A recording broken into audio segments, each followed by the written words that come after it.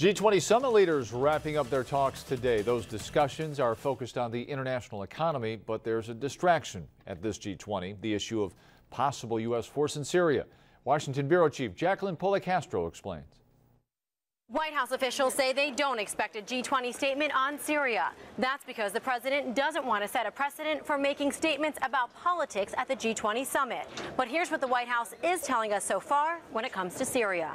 The president wants to see which G20 countries will support enforcing the international norm against the use of chemical weapons. The White House says U.S. action in Syria would only address the use of chemical weapons, not the political crisis happening there. The White House is not trying to accomplish regime change in Syria.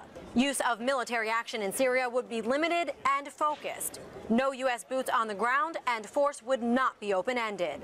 Obama is asking for Congress to weigh in because he feels it will strengthen his position internationally. When asked about Russians contacting members of Congress back in Washington, the White House says Russians don't have anything to add to the debate in the United States.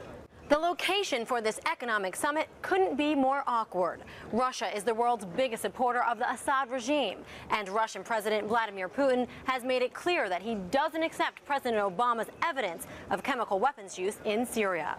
Reporting in St. Petersburg, Russia at the G20 summit, I'm Jacqueline Policastro.